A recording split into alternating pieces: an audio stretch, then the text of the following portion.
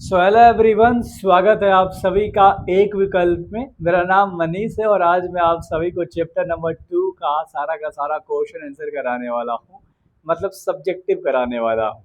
तो काफ़ी प्यार से हम लोग सारी की सारी चीज़ों को कर रहे हैं मेरे लाडलोज मेरे सखा। तो चैप्टर है वितरण घनत्व और वृद्धि, यानी जनसंख्या वितरण घनत्व और वृद्धि। तो जनसंख्या के बारे में हम लोग अच्छे तरीके से पढ़े थे। कहोगे हाँ जी, तो तुरंत खत्म हो जाएगा। 6 से 7 या 8 मिनट में क्वेश्चन आंसर कंप्लीट करा दूंगा, बिकॉज ये बहुत ही छोटा है। ठीक है, ये बहुत ही छोटा है मेरे भाई। तो आइए, सबसे पहला सवाल है, जनसंख्या वृद्धि को परिभाषित कीजिए। मतलब जनसंख्या वृद्धि के बारे में आपको बताना है। तो जब किसी गांव, शहर या देश में रहने वाले लोगों की संख्या समय के साथ बढ़ने लगती है तो इसे बढ़ोतरी को जनसंख्या वृद्धि कहते हैं। यानी कोई गांव में, शहर में, नगर में, जहां कह लो, वहाँ जो लोग रहते हैं उनकी संख्याएं जब बढ़ना शुरू हो जाती है तो वही जनसंख्या वृद्धि है, यानी जनसंख्या में बढ़ोतरी। जैसे 2001 में अगर देखोगे तो 103 करोड़ जनसंख्या भारत का था। 2011 में 121 करोड़ जनसंख्या हो गया था। और जनसंख्या वृद्धि 18 करोड़ हुआ, 13 से सीधे 21, कौ साल के अंदर में, 10 साल के अंदर में। तो ये जो जनसंख्या बढ़ा अचानक यहाँ से यहाँ तक, 2001 से 11 तक, तो इसी को जनसंख्या वृद्धि कहते हैं। यानी समय के अनुसार क्या होता है, जनसंख्या बढ़ता है। कहोगे ठीक है, हमें समझ में आ गया।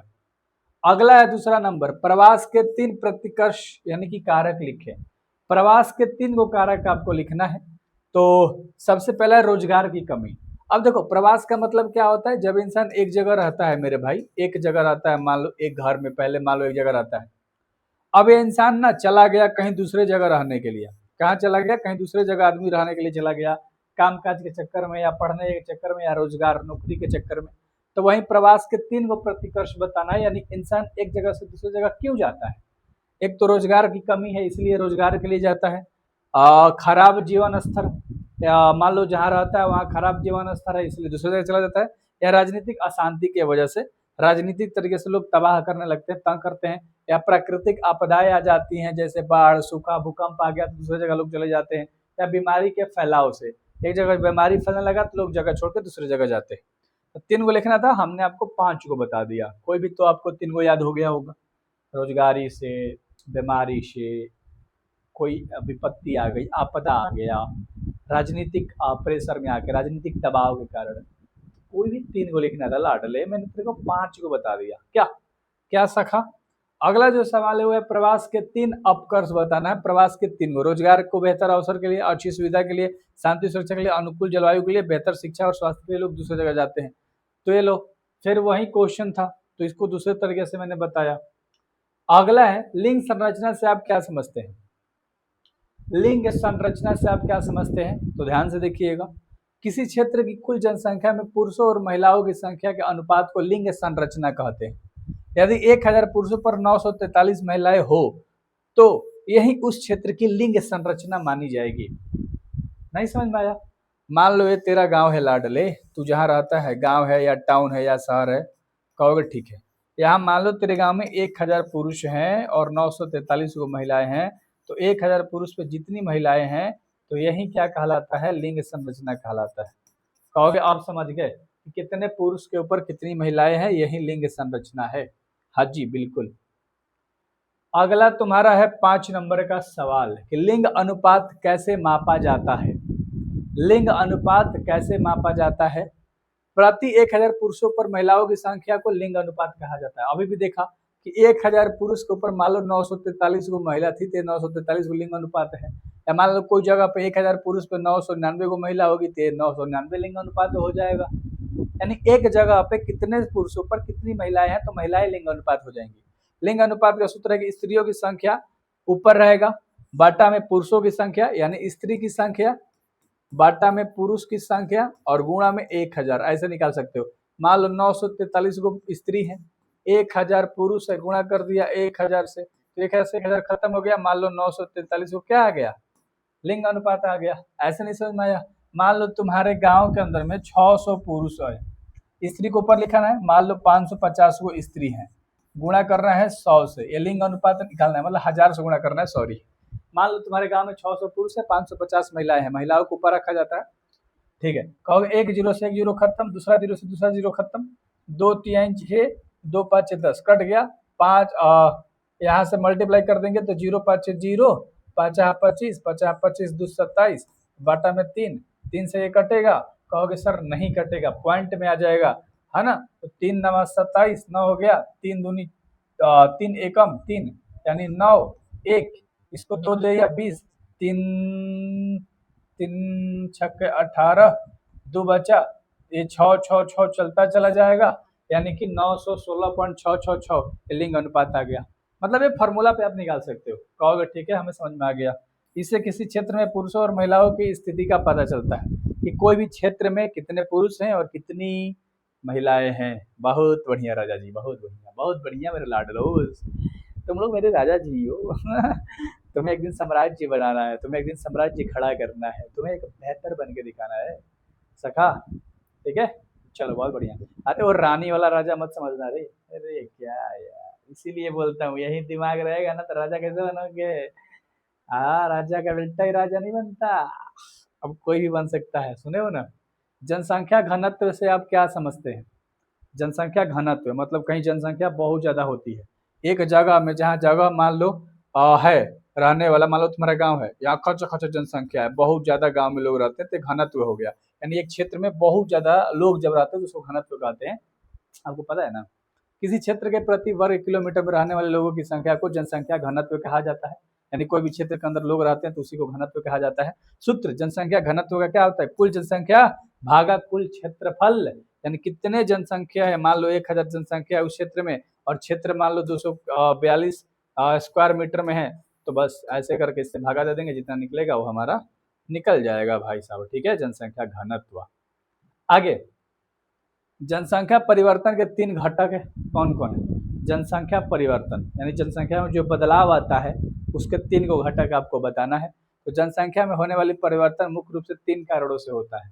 या तो जन्म होगा किसी का तो जनसंख्या बढ़ेगा, या तो मृत्यु होगा तो जनसंख्या घटेगा, या प्रवास, आदमी एक से दूसरे जगह जाएगा तो भी जनसंख्या में फर्क पड़ेगा। तो ये 3 कारण है, कोई जन्म लेगा या मृत्यु होगा या कोई जगह छोड़ के जाएगा तो जनसंख्या पे प्रभाव पड़ता है। जैसे कोई भी गांव में 50 गो लोग हैं, 2 गो जन्म ले लिया आज तो 52 गो आज का जनसंख्या हो गया, लेकिन एगो मर गया तो 51 गो हो गया, या मान लो 5 गो बाहर चले गए तो मान लो 48 47 गो हो गया। तो परिवर्तन तो हो रहा है ना जनसंख्या में। कहोगे हाँ सर। जन्म दर और मृत्यु दर को परिभाषित कीजिए।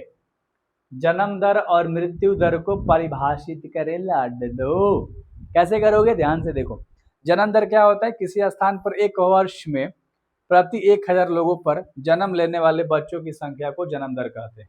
समझ में आ गया, कहोगे ठीक है ना। 1000 लोगों के अंदर कितने लोगों का जन्म हुआ है तो वो जन्म दर हो गया। किसी स्थान पर एक वर्ष में प्रति 1000 लोगों पर मरने वाले लोगों की संख्या को मृत्यु दर कहते हैं। मान लो 1000 लोग थे और उसमें से कितने लोग मर गए 1 साल के अंदर में, तो मृत्यु दर कहलाता है। समझ में आया, समझ में आया, रट लेना। लघु उत्तरीय दीर्घ उत्तरीय दोनों कर रहे हैं, शॉर्ट हो गया, अब लॉन्ग करेंगे 5 नंबर वाला। पहला सवाल, जनसंख्या वितरण को प्रभावित करने वाले 4 कारक आपको लिखना है। जनसंख्या वितरण को प्रभावित करने वाले, तो भैया देखते हैं। विश्व में जनसंख्या का वितरण कई भौगोलिक कारणों से प्रभावित होता है। मुख्य कारक निम्नलिखित है। सबसे पहला है जल की उपलब्धता, है ना। पहला क्या है, जनसंख्या वितरण को प्रभावित करने वाले जल की उपलब्धता पहला है। दूसरा है भू आकृति। अब जल को समझो, उपलब्धता ये क्या है, पानी जीवन के लिए आवश्यक है, इसलिए लोग उन क्षेत्रों में बसना पसंद करते हैं जहां जल आसानी से उपलब्ध हो, यानी आसानी से मिल जाए। इसी कारण नदी घाटिया में जनसंख्या अधिक होती है। जहां जहां नदी होता है उसके अगल बगल जनसंख्या ज्यादा होता है। तो जल की उपलब्धता है, यानी कि जल उपलब्ध होता है मनुष्य के पास और वहां पर वो अपनी आबादी को बढ़ाता है, वहां पर घर बसाता है। दूसरा है जनसंख्या वितरण में योगदान देने वाला भू आकृति। मैदानी क्षेत्र में खेती होती है, आवास यानी घर होते हैं और परिवहन सुविधाएं भी होती हैं, आने जाने की गाड़ी मोटर सब मिल जाता है, तो विकसित करना आसान होता है। तो भू आकृति ये हो गया, है ना। अब कह रहे कि जबकि पहाड़ी क्षेत्रों में यह कठिन होता है। तो भू आकृति का मतलब भूमि पर समतल जहाँ जगह है वहां पर लोग अच्छे से रह लेते हैं, सब चीज मिल जाता है। और पहाड़ों में रहना बहुत ही कठिन हो जाता है, इसलिए मैदानी में आबादी बहुत ज्यादा होती है। कहोगे ठीक है, तो दूसरा भी समझ गए। अच्छा, जलवायु क्या है।